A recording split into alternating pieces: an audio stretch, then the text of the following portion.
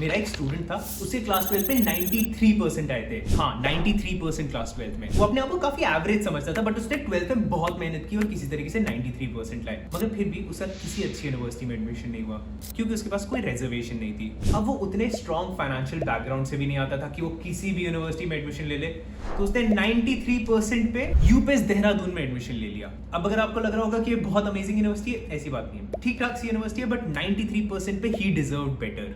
तो second year of college में उसने मुझे रीच आउट किया, भैया मैं यहाँ से और पढ़ना नहीं चाहता, मैं यहाँ से किसी तरीके से निकलना चाहता हूँ, क्या मुझे अपनी बैचलर्स डिग्री ड्रॉप कर लेनी चाहिए। मैंने उसको बोला भाई तू बहुत लेट है, अगर तू मुझे फर्स्ट ईयर ऑफ कॉलेज में कॉल करता तो मैं फिर भी तेरे को बोल सकता था कि ये डिग्री ड्रॉप कर ले। क्यों? क्योंकि फिर आपका सिर्फ एक ही साल वेस्ट होता। बट आप सेकंड ईयर ऑफ डिग्री में सोच रहे हो, जब आपकी डिग्री 50% से ज्यादा कंप्लीट हो चुकी है, डिग्री छोड़ने का that did not make sense. तो मैंने उसको बोला तू अपनी डिग्री कंप्लीट कर, बट तू जीमैट पे फोकस कर। उस टाइम पे उसने मुझे 100% बिलीव नहीं किया एंड नहीं किया उसने जीमैट पे फोकस। 3 महीने के बाद फिर से उसी बंदे ने मुझे रीच आउट किया, भैया मैं जीमैट पे नहीं फोकस कर रहा हूँ, मगर मुझे एडमिशन बाहर कराना, आप प्लीज मुझे कुछ बता दो कि कैसे होगा, मेरे फैमिली के पास फंड्स नहीं है। तो he belong to a good family background, but lately उसके फादर की कुछ ऐसी सिचुएशंस आ गई कि उनके पास इतने ज्यादा लिक्विड फंड्स नहीं थे। तो अगर उसको बाहर जाना था तो एक मेजर एजुकेशन लोन लेना था, जो कि वो ले सकता था क्योंकि उसके फैमिली के पास एसेट्स थे, बट उसके पास लिक्विडिटी नहीं थी। तो वो फाइनेंशियली ऐसा बोला जा सकता है कि घर वगैरह था उसके पास, मगर ऐसे कैश अकाउंट में नहीं पड़ा था। तो उस टाइम में मैंने उसको कॉल करके डांट दिया। मैंने उसको बोला तुझे मैंने पिछली बारी जीमैट देने को बोला था, अगर तेरे को मेरी हेल्प चाहिए तो तू जीमैट देगा, वरना अगली बारी से मुझसे कभी कॉल नहीं करना। तो उसका कोई मन नहीं था जीमैट देने का, फिर भी वो जीमैट देकर आ गया। एंड पहली बारी उसका जीमैट स्कोर सिर्फ 570 था। अब जिसको ये नहीं पता 570 बहुत घटिया स्कोर होता है। तो उसने मुझे कॉल किया, भैया 570 जीमैट स्कोर है, मैं क्या करूं। मैंने उसको पूछा तूने कितनी देर प्रिपेयर किया था जीमैट के लिए। उससे बोला भैया मेरे कॉलेज के सेमेस्टर एग्जाम्स चल रहे थे, मैं आपके थ्रू एडमिशन लेना चाहता था, इसलिए मैंने जीमैट दे दिया। मैंने उसको इतना ज्यादा डांटा। एनीहाउ उसको मैंने फिर से जीमैट दिलवाया and this time around he got 700 on GMAT. Yes 700 on GMAT. 3 महीने प्रिपेयर करके 700 लाया उसने जीमैट में। फर्स्ट राउंड ऑफ एप्लीकेशंस खत्म हो गए क्योंकि उसने जल्दी जल्दी में जीमैट दे दिया था। वो फर्स्ट राउंड ऑफ एप्लीकेशन में अप्लाई करना चाहता था। फर्स्ट राउंड में आपके सबसे ज्यादा चांसेस होते हैं एडमिशन के। मैंने उसको बोला तू नहीं करेगा अप्लाई, तू अच्छा जीमैट स्कोर लाएगा। सेकंड राउंड में 700 लाया उसने जीमैट स्कोर। अब हमने उसका 6 यूनिवर्सिटीज में अप्लाई किया, 3 अमेरिकन यूनिवर्सिटीज, 3 कनेडियन यूनिवर्सिटीज। उसकी 5 जगह से एक्सेप्टेंस आई, सिर्फ कोलंबिया से उसकी रिजेक्शन आई, बाकी 5 जगह से उसकी एक्सेप्टेंस आई। एंड यूएस की बहुत अच्छी अच्छी यूनिवर्सिटीज भी उसकी खुली, but he said that he did not have funds. मैंने उसको बहुत फोर्स किया कि भाई तू यूएसए चले जा, अगर तेरे को फाइनेंस में कुछ करना है, USA is a much better place, much better place, much better place. बात नहीं मानी उसने मेरी। बट कनाडा में भी उसके अच्छे ऑप्शंस खुल गए थे, तो उसने डिसाइड किया वो शूलिक बिजनेस स्कूल जाएगा, व्हिच इज रैंक 2 और 3 इन कनाडा ऑलवेज। अब क्या हुआ, अब वो आधे सेमेस्टर के बाद मुझे कॉल करता है, भैया जो मेरे सीनियर्स हैं ना उनमें से काफी लोगों की जॉब नहीं लग रही, मैं क्या करूं। मैंने उसको बोला कि कनाडा की ऐसी सिचुएशन थी, मैंने तुझे बताया था। बट स्टिल मैंने उसको नेक्स्ट पॉइंट क्या बोला, मैंने उसको बोला तू पार्ट टाइम जॉब कितनी देर कर रहा है। उसने मुझे बोला कि पार्ट टाइम जॉब अभी मैं 20 घंटे कर रहा हूं। मैंने उसको बोला 20 घंटे हटा, सिर्फ 10 घंटे तू पार्ट टाइम जॉब करेगा। उसने बोला कि भैया फिर मेरे पास पैसे नहीं होंगे, मुझे अपने जीआईसी के पैसे यूज करने पड़ेंगे।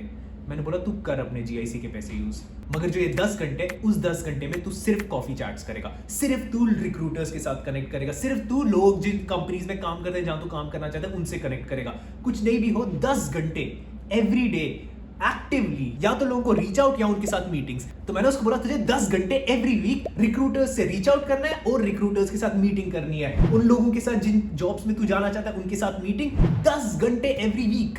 मतलब एक हिसाब से मैं उसको हर हफ्ते का बोल रहा था $150 रहने दे, $150 रहने दे, which is around 10,000 rupees. And उसके दिल में झिझक आई। मैंने उसको बोला तूने मुझे पिछली बारी भी ट्रस्ट नहीं किया था, इस बारी एक बारी मुझे ट्रस्ट कर ले। नेक्स्ट 6 महीनों में उसने 120 कॉफी चैट्स किए, 120 लोगों से उसने कनेक्ट किया, 120 मीटिंग्स की। And by the time he was ready to graduate he had 2 offers, एक 50,000 कनेडियन डॉलर्स की, दूसरी 55,000 कनेडियन डॉलर्स की। 50,000 कनेडियन डॉलर्स वाली जॉब में उसको ज्यादा स्कोप दिख रही थी, तो he decided to choose that. 55,000 वाली काफी मंडेन जॉब थी, उसने नहीं किया डिसाइड वो करना। मैंने बोला अमेजिंग डिसीजन ब्रदर। जिस दिन उसने ज्वाइन किया उसके अगले दिन उसको 75,000 कनेडियन डॉलर्स की जॉब मिली। आई स्वेयर जिस दिन उसने ज्वाइन किया उसके नेक्स्ट डे 75,000 कनेडियन डॉलर्स की राइट आफ्टर कॉलेज उसको जॉब मिली। अब मुझे कॉल करके बोलता है कि अब मैं क्या करूं, मैंने अपने डॉक्यूमेंट्स दे दिए, अब क्या करूं। मैंने उसको बहुत स्ट्रिक्टली बोला रहने दे मत जा, $75,000 वाली जॉब चूज कर ले। उससे बोला मुझे ब्लैक लिस्ट कर देंगे, ये कर देंगे, वो कर देंगे। मैंने बोला करने दे ना ब्लैक लिस्ट, तेरा क्या जाता है, तेरे को तो इतनी अच्छी नौकरी मिल रही है, ले ले। उसे $75,000 वाली जॉब चूज करी। उसके बाद बहुत सारे स्यापे उन लोगों ने रेफरल्स को कॉल किया। एक कॉल मेरे को भी आया कि आपने इस बंदे को रेफर किया था, इसने ऐसे कर दिया। मैंने बोला हाँ, मतलब that's not important. The important point is उसकी $75,000 की जॉब लगी एंड उसकी मेजर क्लास की जॉब ही नहीं लगी। उसके बाद जब उसकी मेजर क्लास थी, या तो forklift operator, trust me, forklift operator बनने गए वो। काफी सारे लोग बहुत जूनियर इंटर्नशिप पोजीशंस में मार्केटिंग कंपनीज ज्वाइन की एंड उसके एक दो क्लासमेट्स तो वॉलमार्ट पे भी काम कर रहे हैं। तो ये स्टोरी मैं आपको क्यों बता रहा हूँ, क्योंकि आपको ऑनलाइन बहुत सारी नेगेटिव स्टोरीज सुनने को मिलेगी स्टडी अब्रॉड के रिलेटेड। बट आप एक चीज दिमाग में बना लो, वो लोग स्टडी अब्रॉड करने नहीं जा रहे, वो दिहाड़ी कमाने जा रहे हैं। अगर आप स्टडी अब्रॉड करने जा रहे हो, आपके दिमाग में एक ही एम होना चाहिए कि मुझे वो नौकरी कैसे मिलेगी एंड उसके लिए आपको एफर्ट्स करने पड़ेंगे। अगर आप वहां पे पार्ट टाइम जॉब, मस्ती, उस सब में सारा टाइम गुजार रहे हो ना, तो आप ये मत एक्सपेक्ट करो कि जॉब आपके पास चल के आ जाएगी। 100+ कॉफी चैट्स, 100+ ऐसी मीटिंग्स जहां पे उसको ये भी नहीं पता था कि उसका कुछ निकल सकता है। उसने कम से कम $4,000 की दिहाड़ी, $4,000 की दिहाड़ी छोड़ दी मेरे कहने पे। 2.5 लाख रुपए, 2.5 लाख रुपए उसने लिए ही नहीं। 2.5 लाख रुपए का वो सिर्फ मीटिंग्स कर रहा था अपने पोटेंशियल रिक्रूटर्स के साथ, अपने पोटेंशियल एम्प्लॉयर्स के साथ और अपने पोटेंशियल कलीग्स के साथ जिनके साथ वो काम करने वाला था। 2.5 लाख रुपए क्या तुम लोग करने के लिए रेडी हो? अगर तुम लोग करने के लिए रेडी हो, then study abroad is for you. Then आपके दिमाग में ये बन गया है कि जब मुझे बाहर जाना है, मेरा एक गोल है जॉब करने का, दिहाड़ी हासिल करने का नहीं। एंड अगर आपका ये गोल बन चुका है तो आपके लिए स्टडी अब्रॉड बहुत बेनिफिशियल रहने वाला है। बट अगर अभी भी आपके दिमाग में चल रहा है कि मैं कॉलेज के साथ साथ पैसे कमाना शुरू करूंगा, मैं अपनी कॉलेज की डिग्री पैसे कमाते कमाते निकाल लूंगा, that's the worst idea in your mind. दूसरी स्टोरी नमन की है। नमन इंडिया में 5 लाख की नौकरी पे जॉब करता था। 4 साल के बाद वो 5 लाख की ही नौकरी पे काम करता है एंड उसने मुझे कॉल किया, भैया मैंने ऑस्ट्रेलिया में एडमिशन ले लिया है, क्या मुझे जाना चाहिए या नहीं? मैं ऑनलाइन वीडियोस देखता हूँ, मैंने तो बहुत सारे नेगेटिव वीडियोस देखे, मैं अपने घर वालों का पैसा जाया नहीं होने देना चाहता, क्या मुझे जाना चाहिए या नहीं? 40 लाख रुपए उसकी डिग्री की पूरी कॉस्ट थी, 40 लाख रुपए। तो मैंने उसका प्रोफाइल समझा एंड समझा कि वो ऑस्ट्रेलियन नेशनल यूनिवर्सिटी पढ़ने जा रहा है। तो मैंने बोला भाई तू टेंशन मत ले, तू चले जा। बट इस स्टूडेंट के साथ ना मैं ज्यादा कनेक्ट नहीं रहा। 1 साल के बाद वो मुझे कॉल करता है एंड बोलता है कि भैया जो मेरा पूरा कोहॉर्ट है ना, सबकी जॉब लग गई है। किसी की 70,000, किसी की 80,000, किसी की 1.5 lakh Australian dollar also, and उसकी खुद की 1 लाख ऑस्ट्रेलियन डॉलर लगी थी।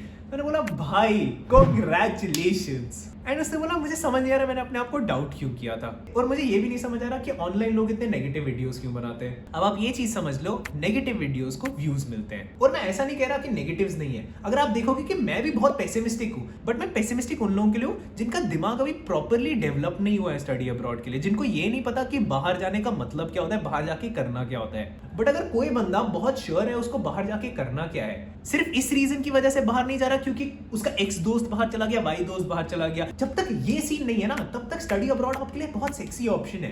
अगर आप study abroad for the sexiness of study abroad करना चाहते हो ना, तो ये बात मान लो कि सेक्सी तो बिल्कुल नहीं है।